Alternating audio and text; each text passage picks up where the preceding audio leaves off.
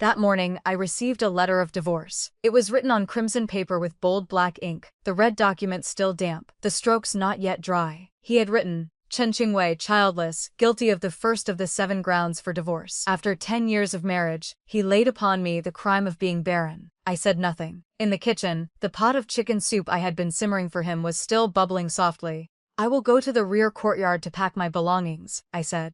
A small bundle of luggage, a few old robes, several books whose pages had been turned so often the edges were worn through, and the silver bracelet my mother had left me. Madam, no, Lady Chen. Little Tao, my dowry maid, watched me with red, tearful eyes. Don't cry, I said gently, patting her hand. Pack your things, you're coming with me. Where do you intend to go? She asked. The world is vast, there will always be a path to live. I led little Tao, carrying our small bundle, out through the rear gate of the Shen residence. The sunlight was a little too bright. Behind us, the vermilion gate slammed shut with a heavy thud, severing 10 years in a single stroke. My name is Chen Qingwei. Qing for the green of new grass, Hui for the ripe grain of wheat. My father, a poor provincial scholar, had given me that name, hoping I would be like the crops in the field, resilient, enduring, able to survive. I had married into the Shen family 10 years ago. Shen Huaijin, my former husband, was now the vice director of the Court of Judicial Review, a 4th-rank official. In those 10 years I had cared for his ailing mother in his stead, carrying medicine, serving soup until she closed her eyes for the last time. I had managed the entire household, pinching every coin, so he could study without worry for what lay behind him. I had poured my heart and soul into helping him advance, even losing our first child in the process. While I was in labor, he had been attending a banquet with the Vice Minister of the Ministry of Justice, claiming it was for the sake of his future. Now his future stretched wide open before him, and a wife who had shared his hardships like me had become an eyesore blocking his path. He needed a wife whose status better matched his own, a family that could push him one step higher. The reason given for the divorce, childlessness, was impeccably proper. Little Tao and I rented a small courtyard in the southern part of the city. 1 entrance, 2 main rooms, and a cramped kitchen. In the corner of the yard stood a half-dead apple tree, withered and struggling. The rent was cheap, but it had nearly emptied the silver I received from pawning my new hairpin. Life suddenly felt hollow and unbearably heavy. No more false propriety and empty rules of the Shen residence. No more husband to serve with careful deference. No more endless social obligations to manage. Only little Tao and I, facing 4 bare walls. Little Tao paced anxiously. My lady, what are we going to live on? Sitting idle will eventually eat through a mountain of wealth. She was right. What were we going to live on? The monthly allowance Shen Huaijin sent was pitifully small, not even enough to buy a few dough of rice. The divorce letters stated that neither side owed the other anything. He had truly severed every tie. I looked at the drooping apple tree and remembered my father's words. Qinghui, a person must be like grass, trampled but not killed, bent but not broken. As long as there is a little earth and a little water, it can live. Little Tao, do you know how to sew? I asked. She blinked. A little, only a little. That's enough. I stood up, went out, and bought the cheapest coarse cloth along with needles and thread. The next day, before dawn, little Tao and I carried several finished fragrant sachets and handkerchiefs to the morning market in the southern district. The market was loud with voices, bargaining, and the vibrant breath of ordinary life. We found a small corner, spread our goods on the ground, and began to sell fragrant sachets and handkerchiefs here. Little Tao's voice was as soft as a mosquito's whine, her face flushed red. I took a deep breath, imitating the vegetable selling ants beside us, and called out in a clear voice, fragrant sachets and handkerchiefs, well made and practical, 3 coins each. My voice wasn't loud, but it carried through the noise. A middle-aged woman with a basket soon squatted down to look. The stitching is decent, but a bit coarse. 2 coins each? Auntie, look at the thickness of these stitches. 3 coins is already fair. If you buy 2, I'll give you 5 coins total. I forced a smile. The woman pursed her lips. Fine, fine, give me 2. She tossed down 5 coins to open our business. Little Tao and I looked at each other. A spark of light flashed in both our eyes. That day we sold more than 10 sachets and handkerchiefs, earning several dozen coins to buy food for a few days. That night my back ached, my waist was sore, and my fingers were pricked full of tiny holes, stinging painfully. Yet when I looked at the pile of copper coins on the table, my heart felt strangely peaceful. Life went on like that. We worked during the day, went to the morning market at dawn, and the evening market at dusk. My hands grew more skilled, the stitches became finer and more delicate. I began trying to embroider simple patterns. Peonies were too ostentatious, so I only stitched a few leaves, a half-opened flower, or a slightly crooked butterfly. Surprisingly, this simple, rustic style was liked even more. Customers gradually increased. Occasionally, we even received custom orders. I knew people were waiting to watch the spectacle. The former wife of the vice director of the Court of Judicial Review had fallen so low she was selling embroidery on the streets. From time to time, I heard deliberately lowered voices and mocking laughter. I don't care. Words and ridicule could not cut flesh. Only hunger could truly take a life. The coins earned through sweat let me sleep more soundly than the brocade and silk of the Shen residents ever had. After 3 or 4 months, business improved slightly, and we could barely make ends meet. One afternoon, just as I returned from the market and pushed open the courtyard gate, I saw little Dao standing in the yard, her face deathly pale. "My lady," her voice trembled. "What happened?" "Lord Shen has come, he's waiting inside." My heart sank. Shen Huaijin. What was he doing here? I steadied myself and stepped into the small, simple main room. Shen Huaijin, dressed in a brand new blue brocade robe, stood there looking completely out of place. He stood with his hands behind his back, glancing around, brows tightly furrowed. "You're living in a place like this?" His tone carried undisguised disdain and a trace of irritation he couldn't quite hide. "Does Lord Shen have business here?" I replied calmly, my voice steady. The divorce letter had already been issued.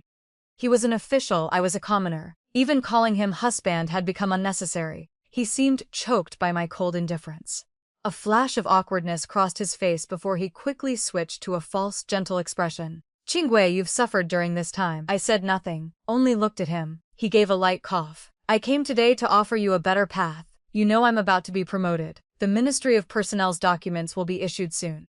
At a time like this, a household cannot be without a proper mistress." He paused, studying my expression. The Commandery Princess, the one from Prince Amping's residence." Whispers had already spread through the capital that Shen Huaijin had managed to climb onto a high branch, so that was it. The Commandery Princess held noble status. She could never become a concubine. "Out of consideration for our 10 years as husband and wife, and for the sake of how you once served my mother," he continued, as though bestowing a favor, "I am willing to take you in as a noble concubine. Move back to the residence. You will want for nothing in food and clothing. In any case, it is better than scraping by here at the end of some alley, lowering your own status." A noble concubine. I almost laughed out loud. After 10 years as his legitimate wife, managing everything for him, I had ultimately received only a letter of divorce. Now that he had climbed higher, for the sake of a prettier reputation, and to avoid the stain of abandoning his wife from a minor family, he wanted to lock me away in the rear courtyard as a decorative, noble concubine. "I appreciate Lord Shenzhen's kind intentions," I said, looking straight into his eyes, every word clear. "Though Chen Qinghui is poor and lowly, my backbone has not yet softened to the point of becoming someone's concubine." Shen Huaijin's face darkened instantly, a mixture of fury and disbelief. "Chen Qinghui, don't be ungrateful. What do you think you are now? A divorced woman selling cheap goods on the street. Your reputation is already ruined. I am still offering you a place to shelter. That is already great kindness. What more do you want? Do you still dream of returning as my legitimate wife?" His voice grew louder, carrying the same condescending, lecturing tone he had used for the past 10 years whenever his career hit a snag, or I did something that displeased him. I had heard this tone far too many times. I had never once thought of stepping back through the gates of the Shen residence. I met his gaze calmly. "Whether as wife or concubine, Lord Shen, the divorce letter has already been issued. From this day forward you and I have no further connection. You walk your broad road, I will cross my single plank bridge. Please return." Shen Huaijin was rendered speechless by my retort. His face flushed red as he pointed at me. Very well, Chen Qinghui, you truly have backbone. I want to see how long those hard bones of yours can last in that muddy ditch. Don't wait until you reach a dead end and have to kneel and beg me to take you back." He flung his sleeve in anger and strode out, nearly colliding with little Dao, who was bringing tea. Little Dao turned deathly pale, spilling tea all over the ground. "My lady, you've angered the lord and driven him away. What are we going to do now?" "Good that he's gone." I bent down to pick up the broken porcelain shards. "Little Dao, don't worry. Even if we've offended Lord Shen, would he really make things difficult for us? He is a high official now. He still cares about face." I tossed the shards into the dustpan in the corner. Truly forcing his former wife into a corner would bring him no benefit at his current height. At most, it would only make my life a little harder. As expected, Shen Huaijin made his move. First, several yamen runners came to collect stall fees at the morning market. Their attitudes suddenly became vicious. They nitpicked every little thing, doubled the gifts they demanded, and threatened to confiscate goods at the slightest provocation. Then the fabric shop owner I usually dealt with began stammering that the coarse cloth was sold out. Only finer, more expensive bolts remained. Yet right in front of me, another woman walked out carrying a large bundle of coarse cloth. Even the embroidered goods I displayed on the stall constantly attracted troublemakers who came to cause scenes, criticizing this, disparaging that, knocking goods over, scaring customers away. Little Tao was so angry she nearly cried. "My lady, it's clearly Lord Shen sending people to do this. This is too bullying." I quietly straightened the tangled embroidery, my fingers gripping the edge of the cloth until my knuckles turned white. "It's fine," I said softly, as if reminding myself. "There will always be a way to live." The southern district could no longer sustain us. Little Tao and I packed our belongings and moved to the western part of the city, farther away, more chaotic, with a rowdier market, cheaper rent, and people of all sorts. Doing business became even more difficult. The women here only bought the cheapest embroidery. I had to lower my prices further and stitch even faster. Calluses on my hands grew thicker. My eyes turned red from staying up late, but at least we could still afford meals. One day, the Western District held a large market day. The crowd was especially dense. A few customers even gathered in front of our stall. A middle-aged man dressed in fine brocade, looking like a steward, picked up one of the coin purses I had embroidered with simple orchid patterns. "The old madam of our household likes this elegant style," he said, nodding. "Can you make more of these purses?" 10 of them, using slightly finer cotton. The orchids should be more delicate as well. "This is truly a big order," I agreed at once. "Please rest assured, sir, I will embroider them beautifully." The steward paid a deposit and arranged to collect them in 5 days. Little Tao and I were overjoyed. As soon as we packed up, we went to buy better cotton and finer thread. For 3 consecutive nights we stayed up working. My eyes were nearly blind from strain, but finally all 10 delicate purses were finished, elegant orchids, fine and even stitches. On the morning of the 5th day, Little Tao and I arrived at the market early to wait for the steward. We waited until the sun was high and the market was nearly over, but he still did not appear. "My lady, could he be playing a joke on us?" Little Tao asked anxiously. The fabric and thread had cost quite a bit of silver. Unease stirred in my chest as well, but I reassured her. "Let's wait a little longer, perhaps something delayed him." We waited nearly another hour. The sun made my head spin. Finally the steward appeared, slowly supporting an elderly woman dressed in luxurious robes. I breathed a sigh of relief and hurried forward with the bundle of purses. "Steward, old madam, the purses you requested are finished. Please have a look." The steward glanced at me, but did not take the goods. Instead he bowed respectfully to the old woman beside him. "Old madam, this is the one." The old woman had a head full of silver hair and carried herself with dignified nobility. Yet when her gaze fell on me, it held the unmistakable air of someone looking down from above. She gave a slight lift of her chin. Only then did the steward accept the bundle and open it for inspection. With one glance, his brows knitted tightly. His voice suddenly rose sharply. "What is this you've embroidered? The orchids are crooked and twisted. The stitches crude. Even a third-rank maid in our household embroiders better than this. Trash like this, and you dared to take a deposit? Have you gone mad from poverty?" His voice was loud and piercing, instantly drawing many onlookers. Fingers pointed, whispers rose. My mind went blank for a moment. Those orchids had clearly been embroidered beautifully. I forced down my anger. "Steward, your words are unfair." You personally examined the sample and nodded in approval. "These 10 purses took me several sleepless nights. I used the finest materials you specified. The stitches are even more delicate than the sample. You cannot falsely accuse me like this." "Falsely accuse?" The steward gave a cold laugh and threw the purse onto the ground. "Everyone, come look. This kind of rubbish and she still claims it's good. I see you're nothing but a swindler. You took the deposit and now you want to pass off shoddy work. Return double the deposit to our old madam at once, or I'll drag you to the authorities." The surrounding chatter grew louder. "She looks so honest, yet she does something like this. The Western District has always been chaotic, plenty of swindlers. Offending a wealthy household, there won't be a good ending." Little Tao trembled with rage and tried to rush forward to argue, but I held her back tightly. I looked at the purse trampled underfoot, covered in footprints. It was the result of our sweat, effort, and hope over several days. Then I looked at the steward's shameless face and the old woman beside him, cold expressions, indifferent eyes. In that instant I understood. There had never been any old madam who liked elegant orchids. It had all been a pretext. This was clearly Shen Huijin's doing. Unable to find another way to force me to submit, he had used this despicable method to cut off my livelihood, leaving me with no way to survive. And this old woman was most likely connected to the commandery princess of Prince Amping's residence, the high branch he had just latched onto. A wave of icy fury surged from the soles of my feet straight to the top of my head, more intense than the day I received the divorce letter. I bent down and quietly picked up each purse from the ground, brushing off the dust. My movements were slow but steady. The surrounding noise seemed to fade away. When I had gathered the last one, I stood up straight and looked at the steward, then at the old woman. My voice was not loud, yet it reached every ear clearly. I will return the deposit. Not a single coin short, but these purses were embroidered stitch by stitch with my own hands. They are clean. If you think they are dirty, it is because your hearts are dirty. I will not sell these to you. I took out the loose silver the steward had given as deposit. Along with the copper coins I had added myself to buy the materials. Without counting, I stuffed everything into the steward's hand. Then I pulled little Tao along, gathered the purses, and turned to leave, my back straight and unbowed. Behind me, the steward's furious voice rang out. You stand right there. This little bit of money isn't enough. You've delayed the old madam's business.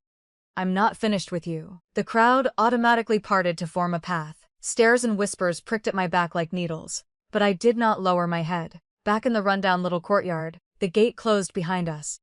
Little Tao finally could not hold back any longer and burst into loud sobs. My lady, they've gone too far, truly too far. What are we going to do from now on? I leaned against the cold earthen wall and looked at the mud-stained purses in my hands. My heart felt as though it had been choked by a block of ice cold and hard. What were we going to do? I didn't know either. I only felt my entire body chilled to the bone. Exhausted down to the marrow. 10 years of sacrifice exchanged for a single divorce letter. I had wanted to rely on my own hands to live, yet it was this difficult. Why was this world so harsh toward women? I fell ill. Perhaps from days of continuous labor, perhaps from the rage that day striking my heart, or perhaps because all the accumulated grievances had finally broken through the dam. That night I developed a high fever. My body burned. My mind drifted in and out of consciousness. Little Dow's was terrified. In the middle of the night she ran to knock on a neighboring old woman's door, someone who knew a little about herbal medicine. The old woman came, examined me, and shook her head with a sigh. The fever is too severe. You need a proper physician and medicine. My folk remedies won't bring it down. Go fetch a doctor. Fetch a doctor? Where would the money come from? The last of our copper coins had already been returned to that steward. We didn't even have enough left to buy rice. Little Dao knelt before the old woman with a thud, sobbing. Granny, please have mercy and think of a way to help us. My lady cannot have anything happen to her. The old woman was poor herself and powerless. She left behind a few fever-reducing herbs and departed with another sigh. In my delirium, I felt little Dao repeatedly wiping my forehead and palms with cold water. Her crying came in broken waves. My consciousness sank and floated in a scalding sea. Father, mother, you named me Qingwei, hoping I would be like the grass in the fields, hardy and resilient. But even grass can be trampled to death, scorched to death by the sun. Have I truly reached the end of my road? Must I, as Shen Huijin said, kneel and beg him to take me back as a noble concubine in that gilded cage? No. The thought stabbed into my chaotic mind like an ice spike. I suddenly struggled, my throat emitting a hoarse sound. No, my lady, are you awake? Little Dao's joyful voice reached me thick with tears. I forced my heavy eyelids open and saw her eyes swollen red. My throat felt like it was on fire. Water. Little Dao quickly brought warm water and carefully fed me a few sips. My lady, you scared this servant to death. You had a fever for an entire day and night. We have no more money to call a physician. I looked at the dilapidated roof beams covered in dust, at the beam of sunlight piercing through a hole in the paper window, dust motes drifting within it. Little Dao, I said, my voice hoarse. Bring me that old bundle of mine. Though confused, she fetched the bundle I had carried out of the Shen residence that day. I forced myself upright, leaning against the cold earthen wall, and opened it. Beneath several old robes, my fingers found a small package wrapped tightly in oiled paper. Layer after layer of oiled paper was peeled away, revealing a thin book. The corners were worn, the pages yellowed, carrying the scent of old ink. It was nothing precious. Just a book my father had left me, teaching how to identify and prepare common medicinal herbs.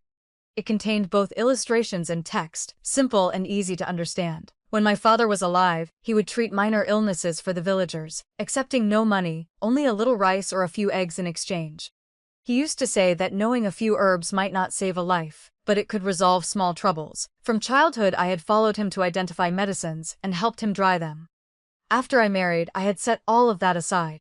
This book was the only thing I had brought out of the Shen residence as a keepsake. "Little Tao," I said, handing her the book, "you don't know many characters, but you can still look at the pictures.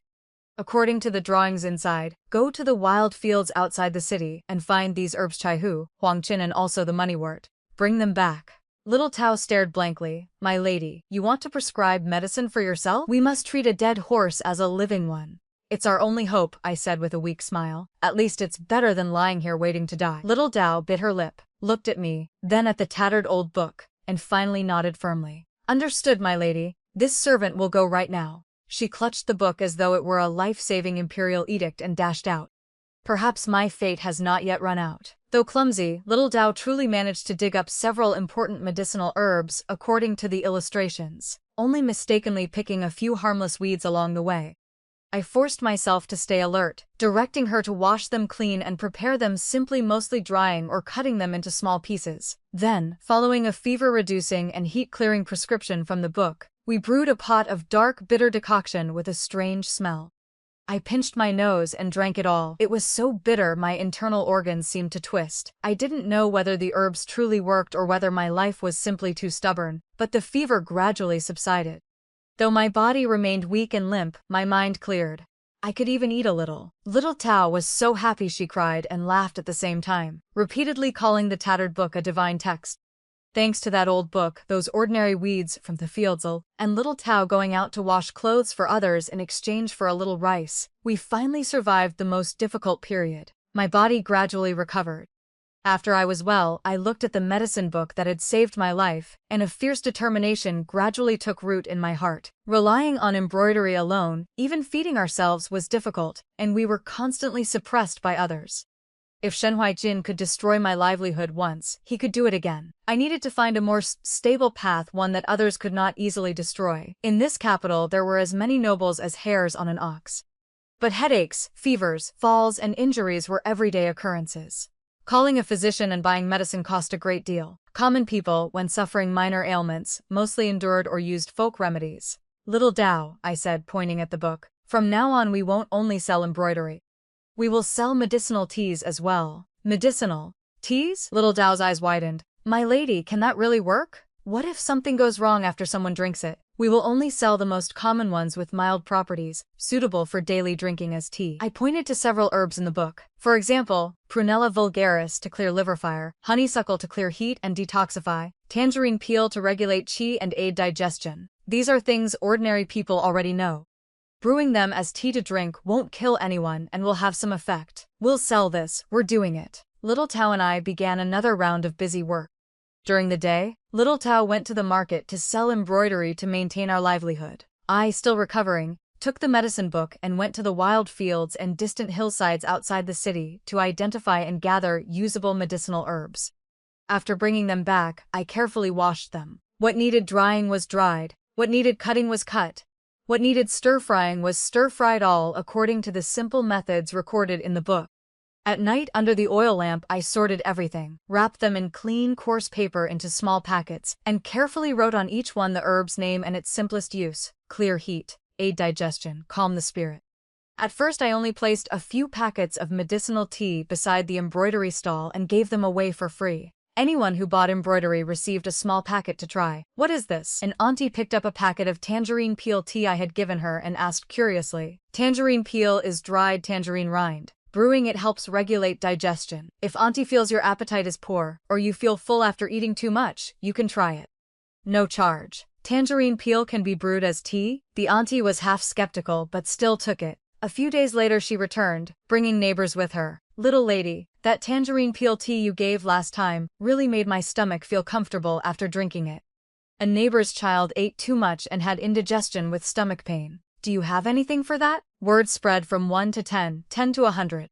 Gradually, the entire Western District came to know of a Lady Chen who had been divorced and was selling cheap but somewhat effective medicinal teas. Business improved. The teas were welcomed even more than the embroidery. The capital required was low, mainly the effort of gathering herbs, and the selling price wasn't high. We made little profit but sold in volume. Though it was hard work, going out in wind and rain to gather and prepare herbs, our income became much more stable than before. Life for little Tao and me finally showed some improvement. Even the half-dead apple tree in the yard sprouted several fresh green shoots. I began consciously collecting more prescriptions, spending a few coins to consult the only old physician in the Western District. I even shamelessly stood outside the medicine shop, watching people fill prescriptions and prepare medicines from afar, memorizing what I could. My limited herbal knowledge gradually grew through practice and stolen observation. One day I was carrying a basket full of freshly gathered herbs back into the city.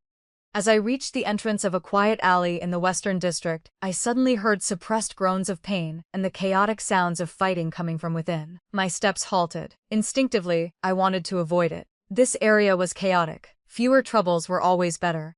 "Damn it, you actually dared to poison me." A low, pained male voice reached me, filled with extreme fury and weakness. Immediately after came several rough, mocking laughs. "Heh, Lord Qin, weren't you so good at fighting? You've already taken 3-step fall.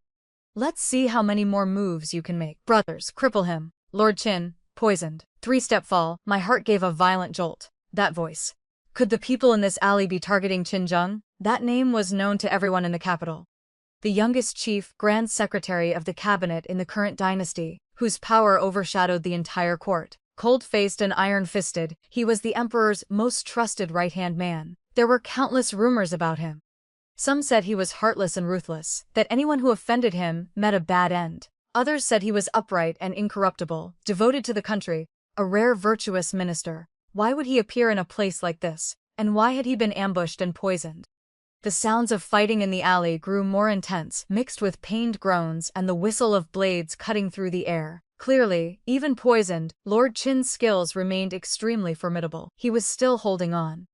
I gripped the strap of my herb basket tightly, my palms slick with sweat. Save him or not. If I intervened, the other side outnumbered him and they used poison.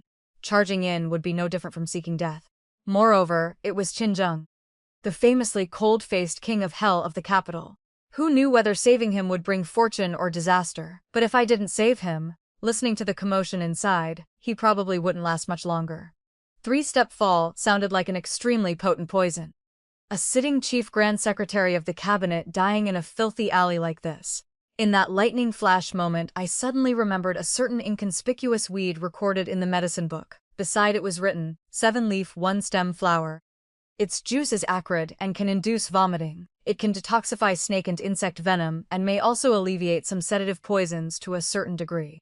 Today, while gathering herbs outside the city, I had happened to collect several stalks of 7-leaf 1-stem flower. They were currently in my basket. This herb had strong vitality and grew abundantly outside the city, but very few people knew of its small use. There was no more time to think. I quickly set the basket down, fumbled among the herbs for several stalks of 7-leaf 1-stem flower still covered in dirt, and without caring about the mess, used all my strength to crush the stems and squeeze out the thick, pungent juice inside. I dripped it into an old bamboo tube I used for drinking water. There wasn't much medicine, only a thin layer at the bottom. Taking a deep breath, I grabbed the bamboo tube and rushed straight into the alley. In the dim light, 2 men in black already lay motionless on the ground.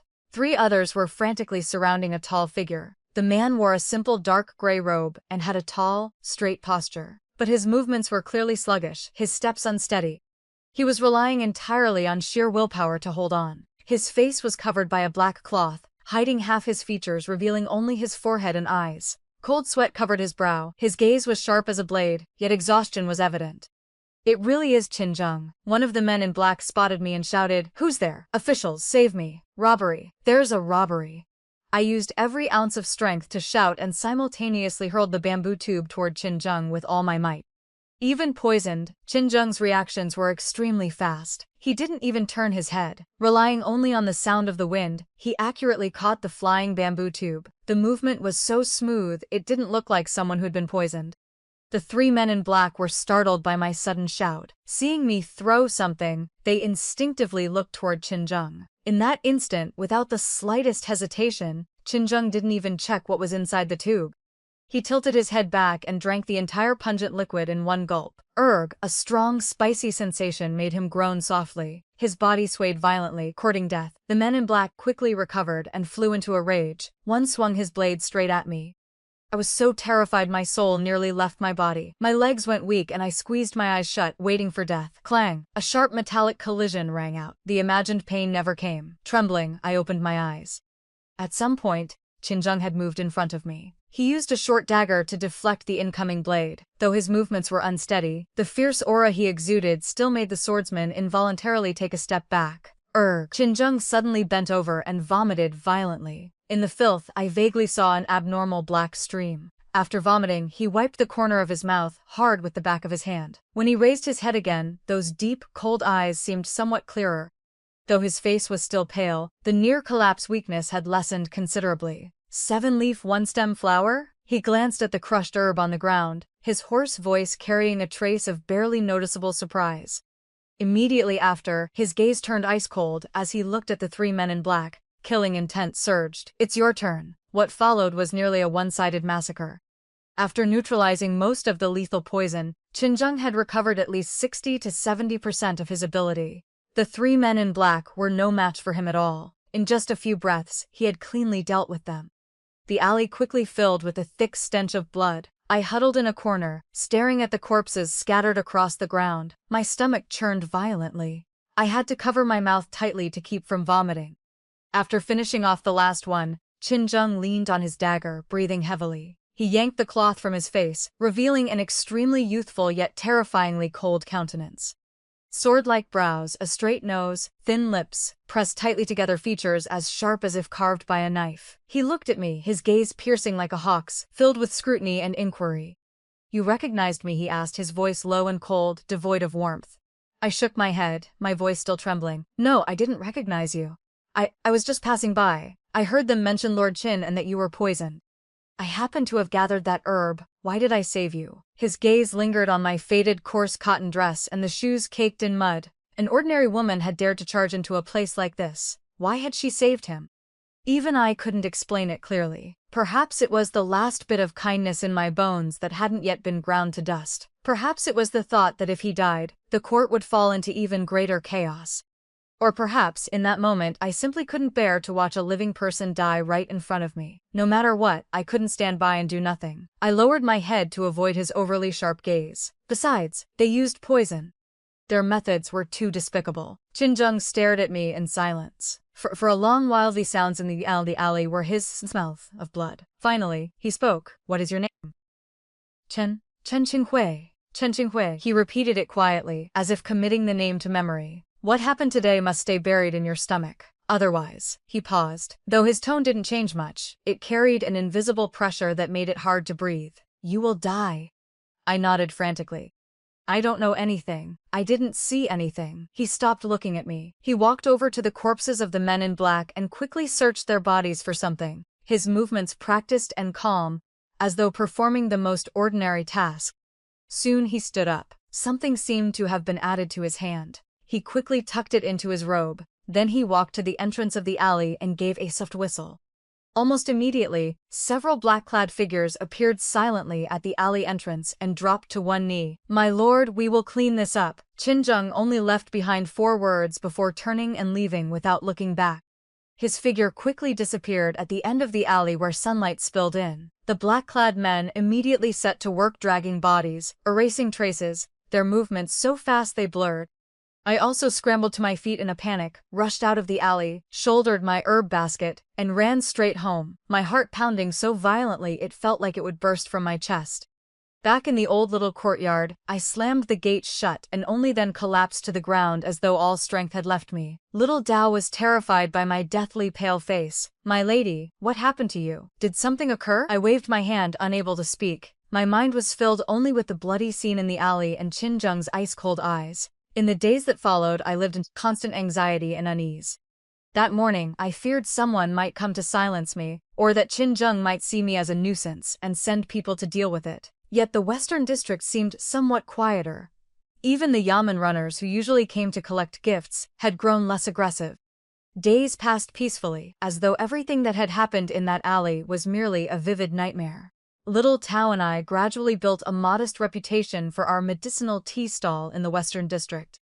Because the teas we sold were truly affordable and effective, and because I never exaggerated their benefits, customers increased day by day. Our hands grew a little steadier with silver. In the end, we even managed to rent a small storefront right beside the Western Market. Though the location was somewhat out of the way and the frontage tiny, at least we no longer had to brave sun and rain selling from a stall on the street. I named the shop Qinghui Herbal Hall. Little Tao wrote the sign in her crooked, endearing handwriting and pasted it on the wooden door. Life seemed to be turning gently toward something better. I deliberately tried not to think about Shen Huaijin, nor about Qin Zheng. I only hoped to learn more about herbs, save a little more silver, and take good care of this small medicine shop. That afternoon, business was slow. I was in the back sorting herbs when Little Tao called out excitedly, "My lady, my lady. We have an honored guest." I brushed the dust from my hands and stepped out front. Standing in the narrow shop was a middle-aged steward, dressed in a dark blue brocade robe, his bearing refined. 2 young attendants followed behind him.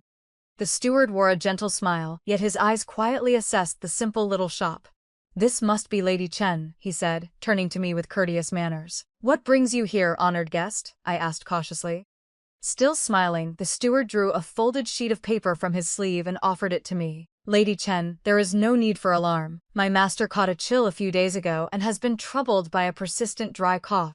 He has tried many remedies without success. Hearing that the medicinal teas here are quite effective, he specifically sent me to request that you prepare a few trial packets according to this prescription."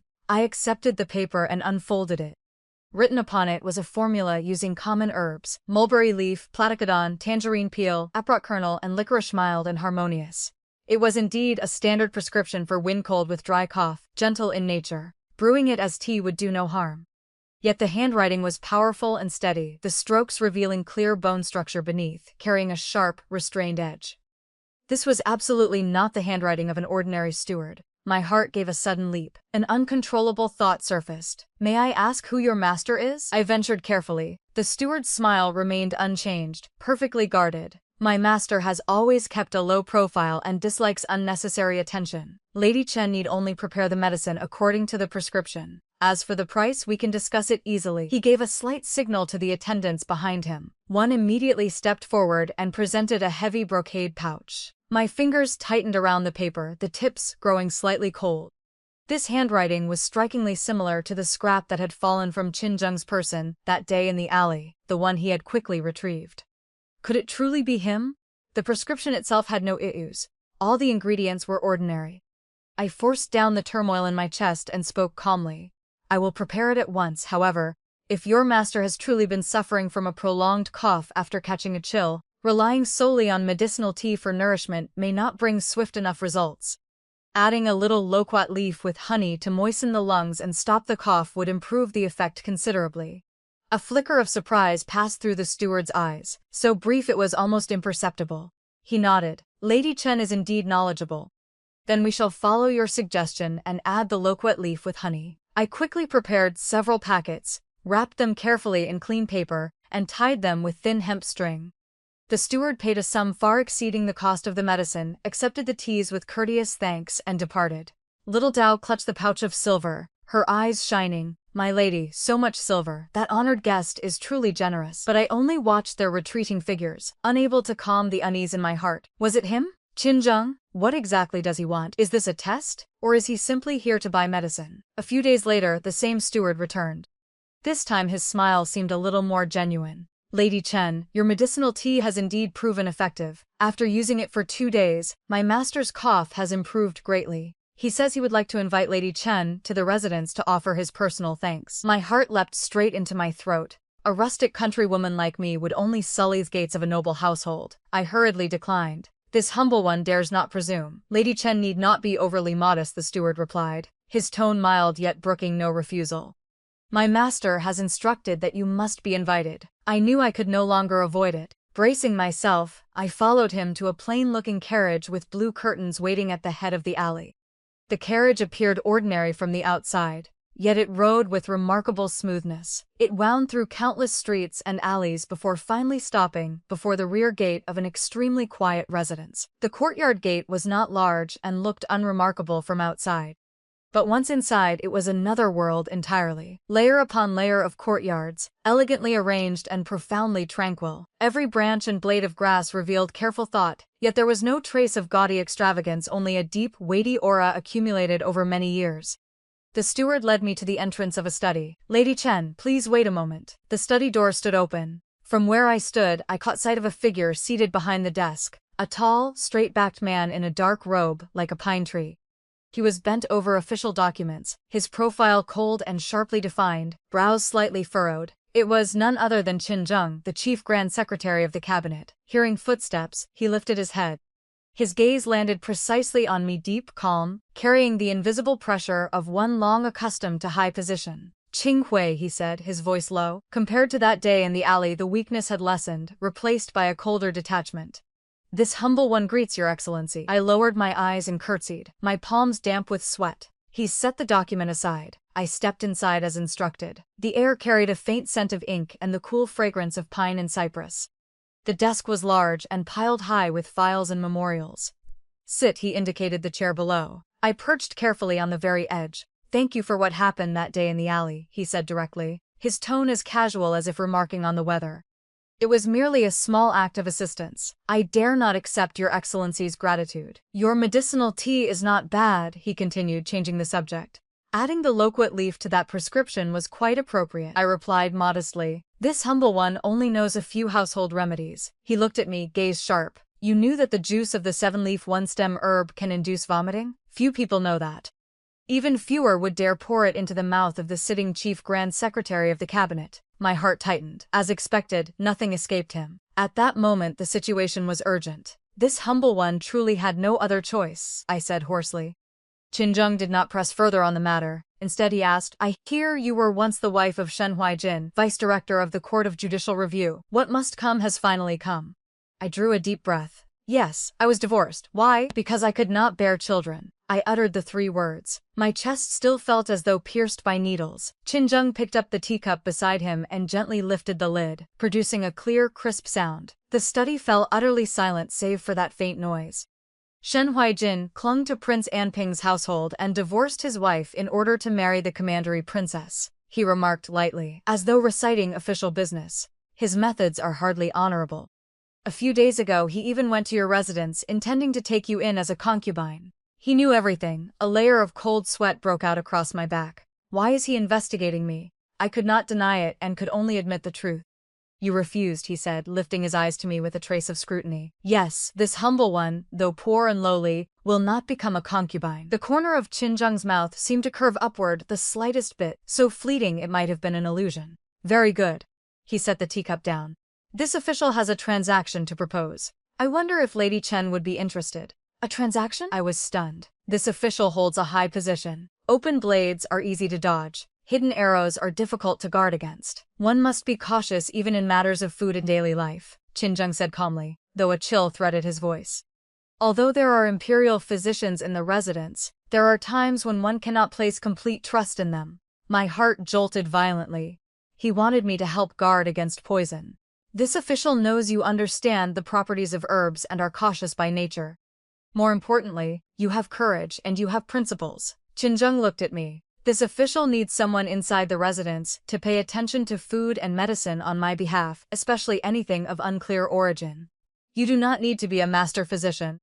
You only need to recognize medicinal properties and give timely warning if something seems amiss. To the outside world, you will be known as the lady invited specifically to oversee medicinal meals and nourishment." He paused, then added, 10 taels of silver per month, far more than your current earnings. This official will guarantee your safety. Shen Huaijin will not dare touch you again. 10 taels of silver, safety, and the chance to completely sever ties with Shen Huaijin. An enormous temptation lay before me, yet it came with boundless danger. The residence of the chief grand secretary of the cabinet was truly a dragon's pool and tiger's den. The more secrets one knew, the faster one died. Moreover, I would be drawn into court struggles. My mind raced. Refuse. With Qin Zheng's methods, he would easily dispose of someone who knew his secrets. After saving him in the alley, how could I refuse his offer? Agreeing would mean binding myself to this great ship that could capsize at any moment. This humble one only knows how to distinguish a few common herbs. "I fear I cannot shoulder such a heavy responsibility," I said with difficulty. What this official values is precisely your ability to discern medicinal properties and the quick thinking you showed in the alley that day. Qin Zheng cut me off, his tone allowing no doubt. You only need to answer whether you agree or not. He gave me a choice, yet it did not feel like a true choice. The study fell silent once more. Outside the window, bamboo shadows swayed, rustling softly. I looked into Qin Zheng's bottomless eyes and remembered Shen Huijin's hypocritical face, the way our stall had been wrecked in the market, the insults hurled at me. I remembered the days little Tao and I had clung to each other in that broken-down house, nearly dying of illness and starvation. If I remained in the Western District and relied on this small medicine shop, I might live stably enough. But Shen Huijin was like a blade hanging over my head, ready to fall at any moment. Moreover, I would forever struggle at the lowest level.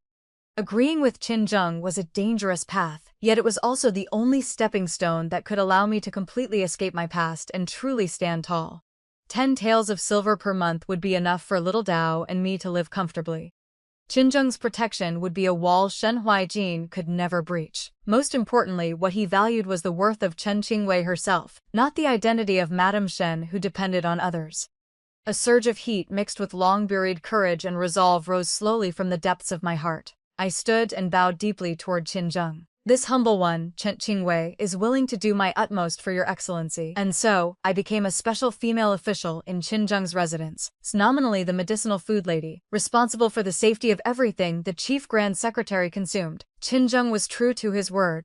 He arranged a private courtyard for me within the residence, neither too close nor too far from his own main quarters, quiet and elegant. Little Dao came with me to serve my daily needs. The 10 taels of silver were delivered directly into my hands.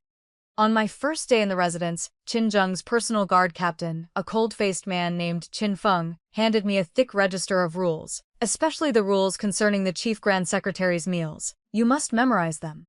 What you should not ask, do not ask. What you should not see, do not see. What you should not hear, do not hear. He paused. Consider yourself deaf. I accepted the register. It felt heavy in my hands. Opening it, I found every rule meticulously detailed, from the sourcing of ingredients and inspection procedures to kitchen assignments, the order of food tasters, management of the medicine stove, and handling of medicinal dregs. Everything was strict to the extreme, as rigorous as military discipline. Qin Feng also gave me a small black wooden token, warm and smooth to the touch despite its plain appearance. Carved upon it was an ancient character for Qin. With this token, you may enter restricted areas such as the small kitchen and the medicine storehouse. Everything the chief grand secretary uses daily tea, refreshments, medicine, or meals must pass through your final inspection. Use the specially made silver needles and testing stones to verify. Only after confirming there is no problem may it be served. If there is the slightest doubt, detain it immediately. No one is permitted to obstruct you. Qin Feng's voice was grave. This was personally instructed by the chief grand secretary himself. I understand, I said solemnly, accepting the token with a heavy heart. This duty was a double-edged sword, and also the greatest trust or the greatest test Qin Zheng had given me. Life began under extreme tension and caution. Every day before dawn I rose and went first to the small kitchen to watch the servants inventory the fresh ingredients delivered that day, then stood watch while the cooks prepared breakfast. Every step and every seasoning had to be checked thoroughly. Once a dish was finished, designated tasters would sample it first. Half an hour later, I would personally test each dish again with silver needles and the cold testing stone. Only after confirming safety would I allow it to be carried to Qin Zheng's study or dining hall. Lunch and dinner followed the same procedure. Medicinal decoctions were the highest priority. From the moment the herbs were weighed and decocted until they reached his mouth, I had to supervise personally, never leaving his side for even half a step. Qin Zheng's life was extremely disciplined, almost rigid. He often worked on official business until late into the night. Yet his meals were simple and plain to the extreme. He seemed to pay little attention to my existence. Aside from a brief, indifferent acknowledgement each time I inspected his food, there was almost no other interaction. The vast residence of the chief grand secretary operated like a perfectly precise machine, and I was merely a newly installed component, small and inconspicuous. The servants held various attitudes toward this suddenly appearing medicinal food lady. The kitchen matron had initially been quite dissatisfied, feeling that I was young and an outsider who had stolen her authority. But after seeing that I followed the rules strictly, never overstepped my bounds, and never pointed fingers, she gradually accepted me. The other servants were mostly respectful yet distant. After all, I was someone who could directly come into contact with the chief grand secretary. The most stressful periods were when Qin Zheng hosted banquets for colleagues or disciples. The kitchen became frantically busy, with delicacies of every kind continuously brought in. Every dish and every jar of wine had to pass through my inspection. I stood like a shadow guarding the only path from the kitchen to the banquet hall. My nerves stretched to the breaking point, terrified that the slightest mistake would bring irreversible disaster. Fortunately, several months passed without incident. Under my care, Qin Zheng's health remained stable, and no errors occurred within the residence. My tense spirit finally relaxed a little. One afternoon, Qin Zheng was receiving several officials who had just returned to the capital in his study. As usual, I carried in a pot of ginseng tea. Just as I reached the door, I heard a fawning voice from inside. This subordinate has returned to the capital and heard that Lord Qin recently gained a medicinal food lady of exceptional medical skill beside him. Congratulations are in order. Lord Qin labors tirelessly for the country and truly needs someone who understands him to care for his well-being. Another voice quickly chimed in, carrying an ambiguous laugh. Indeed. Not long ago, Vice Minister Shen even mentioned it. His former wife, now divorced, is currently in Lord Qin's residence and highly valued. Tixke, this Lady Chen truly has skill. The moment she left the Shen family, she climbed onto an even higher branch. Shen Huaijin again. He was spreading rumors outside. A wave of fury surged straight to my head. My hand gripping the tea tray turned white at the knuckles. The implication in their words was clear. They wanted to paint me as a shameless woman, clinging to power and status. Inside the study, Qin Zheng's cold voice rang out, not loud, yet instantly silencing every other speaker. This official chooses whom to employ. There is no need for you gentlemen to trouble yourselves. Lady Chen understands medicinal properties and performs her duties diligently, that is all. If this official hears any more baseless rumors that damage another's reputation, his voice grew several degrees colder. Do not blame this official for showing no courtesy to colleagues. The study fell deathly silent. I stood outside the door, my chest heaving. Qin Zheng had actually spoken up to defend me. Even if it was only stating facts, for someone of his status and position to open his mouth for a lowly person like me was an enormous shield. I took several deep breaths, forced myself to calm down, then carried the ginseng tea inside with lowered head. Several officials sat within. When they saw me enter, their expressions turned awkward and uncomfortable. Shen Huaijin was among them. Seated toward the lower end, his face twisted with shock, venomous resentment, and unconcealed jealousy the moment he saw me. Qin Zheng sat in the main seat, his expression unchanged, as though nothing had happened. He accepted the tea I offered. His fingertips brushed lightly, coldly, across the back of my hand. You have gone to trouble, he said indifferently. I lowered my eyes and withdrew to stand aside. From the corner of my vision I could clearly see Shen Huaijin's distorted face. He stared fixedly at me, his gaze as though he wanted to devour me alive. For the rest of the time I sat on pins and needles. Only with great difficulty did I wait until the officials took their leave. Shen Huaijin was the last to depart. As he passed me, his steps halted. In a voice only the two of us could hear, he ground out through clenched teeth. Chen Qinghui, you truly have impressive methods. Now that you've latched onto the chief grand secretary, you think you can trample over me? Just you wait. I remained expressionless, pretending not to hear. Once everyone had left and only Qin Zheng and I remained in the study, he set down the file in his hands and looked at me. You heard. I was silent for a moment, then nodded. Are you afraid? No. I raised my head to meet his gaze. This humble one acts openly and honorably. Qin Zheng's eyes lingered on my face for a long while, deep and searching, as though trying to see through something. In the end he only said, Shen Huaijin is narrow-minded and vindictive. Be careful when you come and go. Inside and outside the residence, this official will arrange protection for you. Thank you, Your Excellency. I spoke with genuine gratitude. Today he had defended me and promised my safety. I would remember this kindness. Withdraw! He waved his hand lightly. I curtsied and took my leave. Just as I reached the door, his low voice followed me. That day in the alley, your courage should not be confined to this small kitchen. If you have time, you may visit the medicine storehouse within the residence. There are quite a few medical texts there. My steps paused. A difficult-to-describe warmth rose in my chest. He was pointing the way for me. Yes. Thank you, Your Excellency. From that day onward, everyone in the residence treated me with greater courtesy. Even the kitchen matron smiled more sincerely when she saw me. I also took Qin Zheng's words to heart and acted with even greater caution.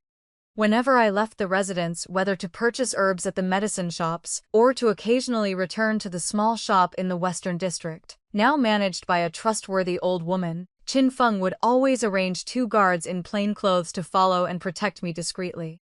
Shen Huaijin seemed to have truly been warned by Qin Zheng. He no longer dared to cause any open trouble. In my spare moments, began to frequent the large medicine storehouse within the residence. Its scale was astonishing.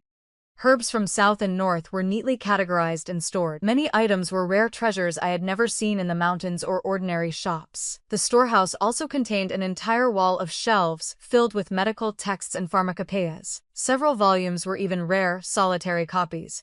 Qin Zheng's casual remark about visiting the medicine storehouse had opened a new door before me. Like a starving person, I threw myself into that sea of knowledge. During the day, I fulfilled my duties.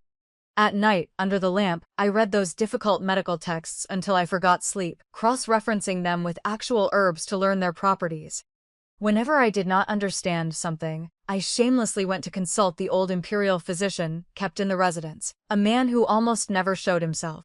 At first the old man had been extremely impatient, but later, seeing my genuine eagerness to learn and a certain natural aptitude, he finally began to offer occasional guidance. Time passed amid busy yet fulfilling days.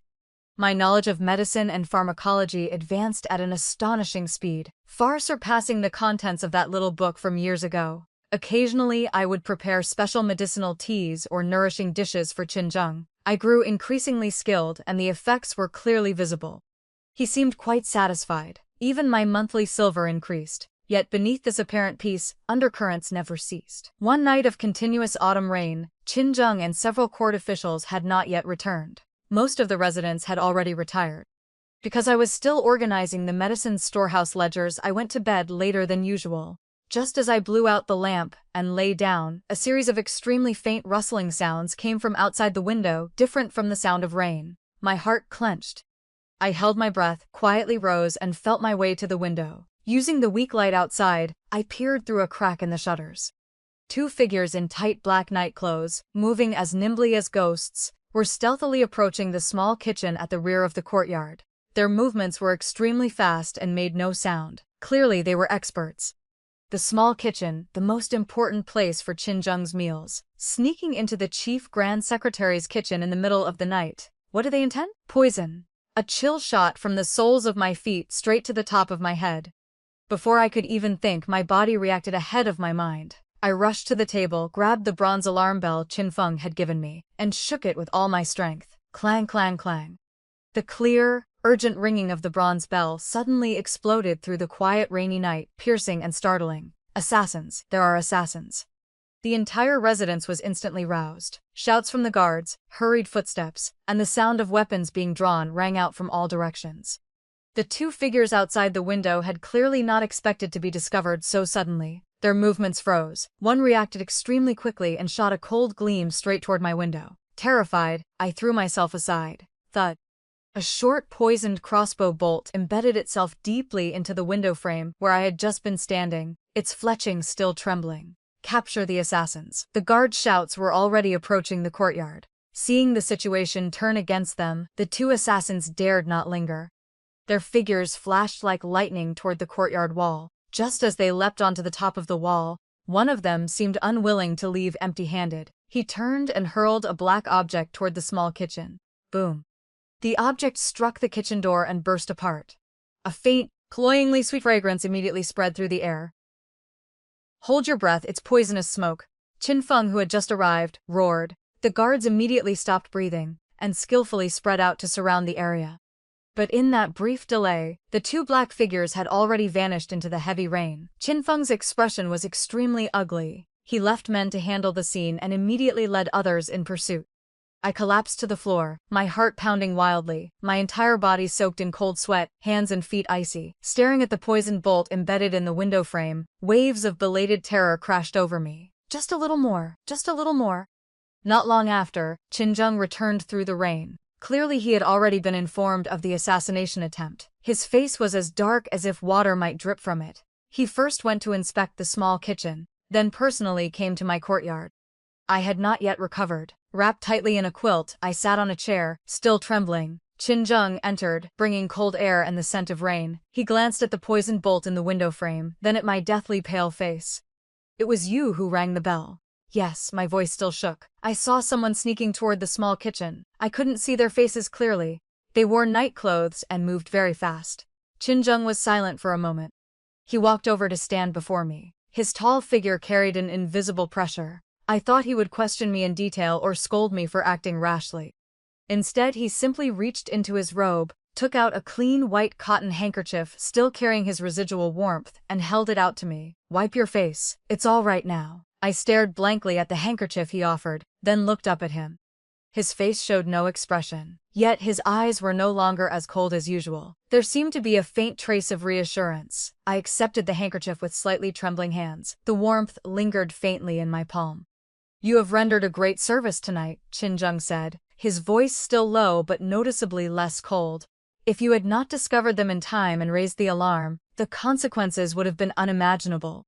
That poisonous smoke is a rare Western region's toxin called drunken dream powder, colorless and odorless. When it encounters moisture, it releases fragrance. Anyone who inhales it will fall into a coma resembling drunkenness within 12 hours, with no antidote. If it had been released into tomorrow morning's meal," I drew in a sharp breath. The method was truly vicious. "Rest well." Qin Zheng said nothing more and turned to leave. At the door he paused again, still without looking back, and left only one sentence.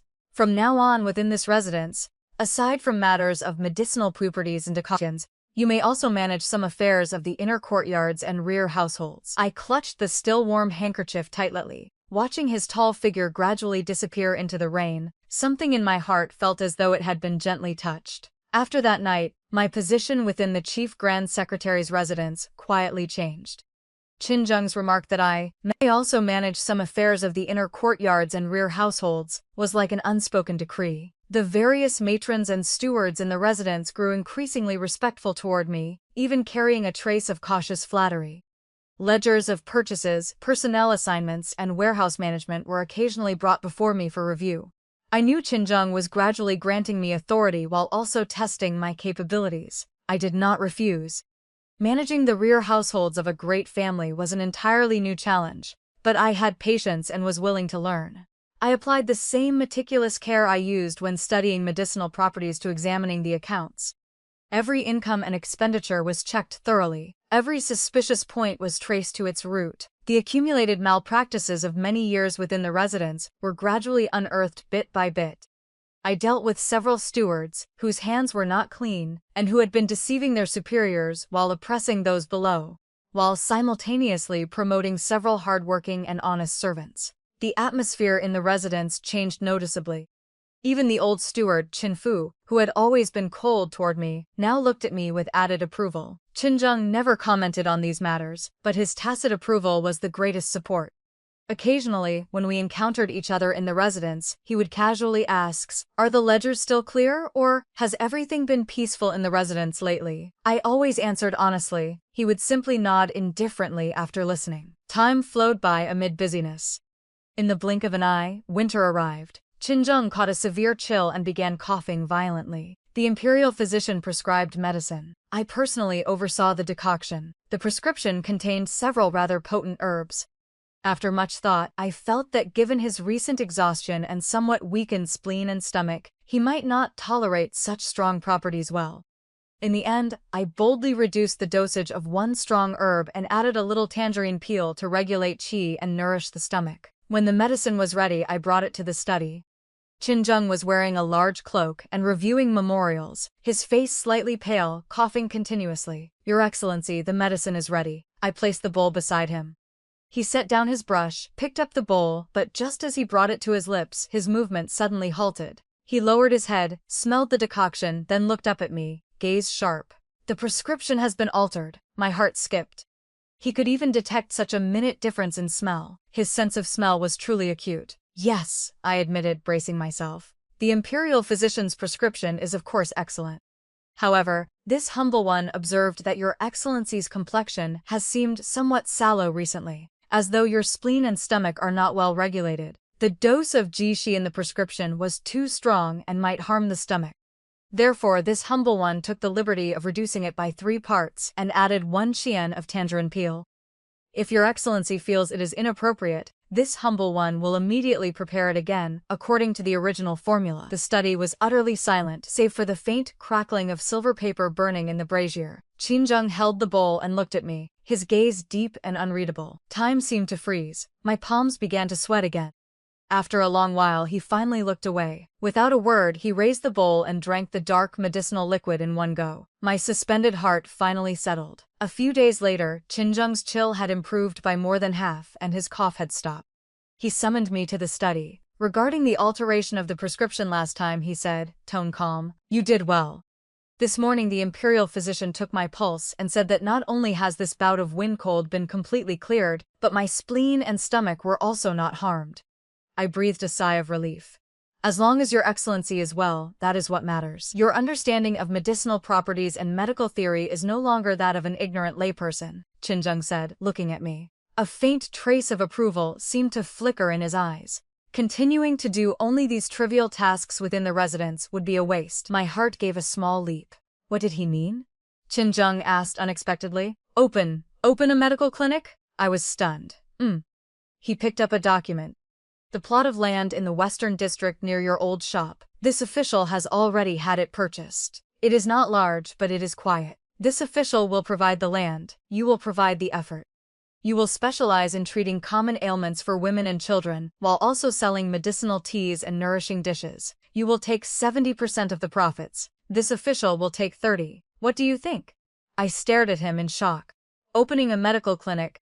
That was something I had never even dared to dream of. Not only did he support it, he had directly solved the biggest problem's premises and starting capital. Although he would take a share, the terms were so generous they felt like pie falling from the sky. Overwhelming joy and disbelief struck me simultaneously. What? You don't want to? Qin Zheng raised an eyebrow slightly. I want to. This humble one is willing. I finally found my voice, so excited it trembled. Thank you, Your Excellency. Thank you for making this possible. I bowed deeply, my eyes growing warm. This was not merely an opportunity to open a clinic. It was his recognition of my abilities. It was him giving me a true piece of sky in which to spread my wings. Rise. Qin Zheng's voice seemed to soften slightly. The premises have already been arranged. Medicinal ingredients and necessary equipment can be temporarily supplied from the residence's medicine storehouse. You may establish the rules and procedures. If you need additional personnel, report them all at once. Yes. This humble one will certainly not betray Your Excellency's trust. I stood, my heart filled with passion and hope I had never felt before. Preparations for the clinic proceeded rapidly.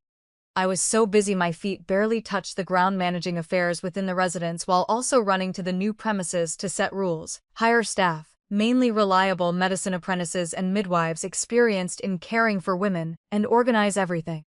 Qin Zheng delivered on his word and gave me the greatest support. The premises he purchased were in an excellent location, not far from my former Qingwei Herbal Hall, yet much larger and more orderly. The steward of the residence's medicine storehouse was extremely cooperative.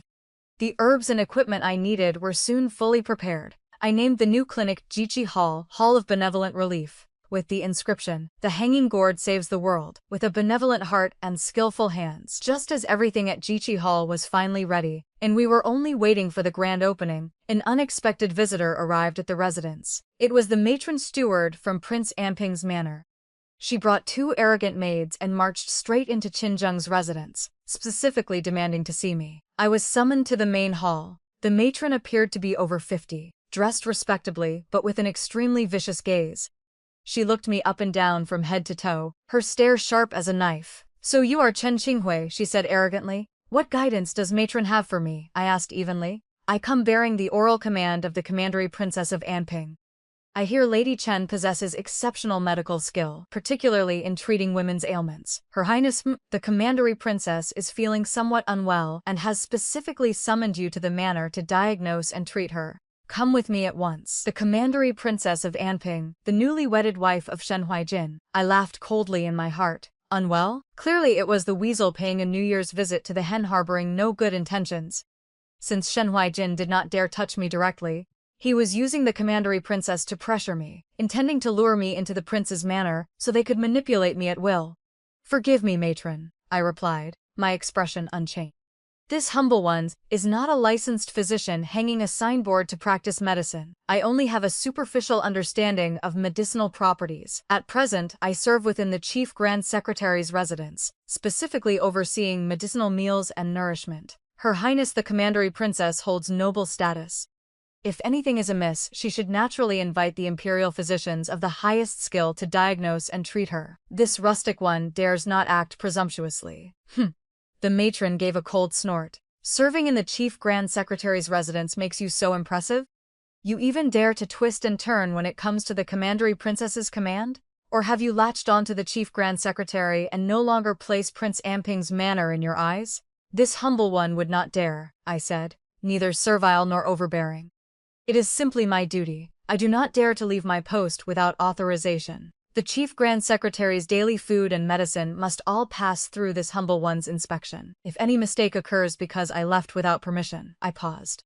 This humble one cannot bear that responsibility. I fear Prince Amping's manner would find it difficult to bear as well. That morning, I directly used Qin Zheng as my shield. The matron's expression shifted slightly. Clearly, she had not expected me to be so unyielding, nor that I would dare use the Chief Grand Secretary's name to pressure her. Though Prince Amping's residence was noble, it still fell short compared to Qin Zheng, who currently held real power in court. Moreover, everyone in the court knew of Qin Zheng's cold and ruthless methods. You stop using the Chief Grand Secretary to intimidate people, the matron shouted, outwardly fierce but inwardly weak. Being summoned by the Commandery Princess is your good fortune. This humble one does not dare accept such fortune, I replied evenly. This humble one only knows how to fulfill her own duties. If matron has nothing else, this humble one will take her leave. I gave a slight curtsy and turned to go. Stand right there. The matron trembled with rage. Chen Qinghui, don't refuse the wine of respect only to be forced to drink the wine of punishment. You are nothing but a divorced woman. That the Commandery Princess is willing to use you is already lifting you up. Watch your words. A voice cold as ice suddenly rang out from the doorway. I turned and saw that Qin Zheng had appeared at the entrance of the main hall at some point. He was still wearing his dark official robes, clearly having just returned from outside. His face was dark, and his icy gaze swept over the matron. Assist Chief Grand Secretary. The matron's legs went weak. She nearly collapsed to her knees, her face turning deathly pale. Prince Amping's residence certainly carries great authority, Qin Zheng said slowly as he stepped inside, his voice not loud yet carrying the weight of 1,000 caddies. You even dare to casually berate someone from this official's residence and try to forcibly take her away. No, this servant would not dare. This servant would not dare.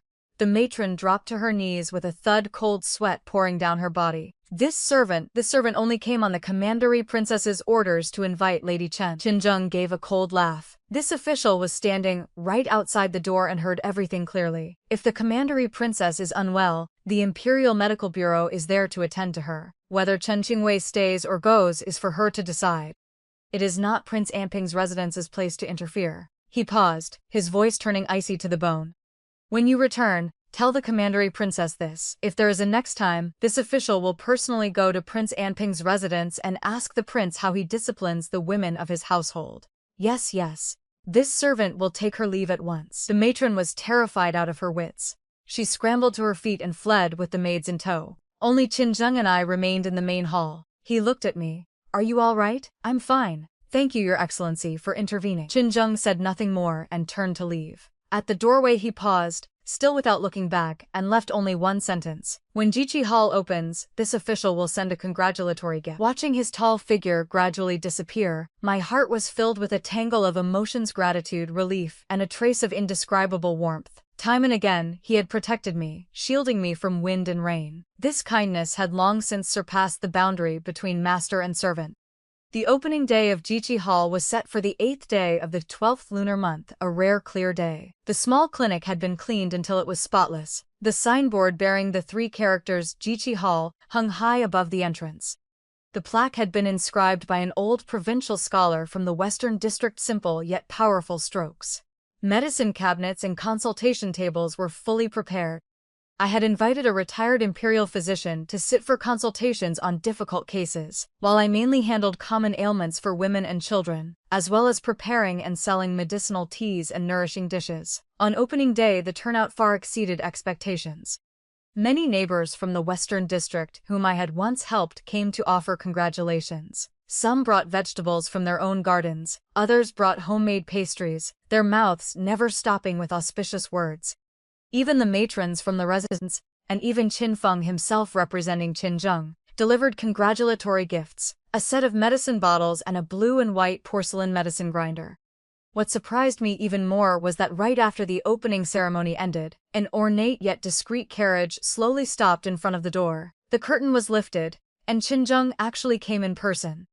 He was still dressed in ordinary robes, yet the aura he carried instantly silenced much of the lively atmosphere outside. Everyone looked at him with awe and respect. "Your Excellency, why have you come?" "I came to offer congratulations on the new clinic's opening and to ask for a cup of tea." Qin Zheng's tone was casual. His gaze swept over the neatly arranged clinic and he gave a slight nod. "Not bad." I hurriedly invited him into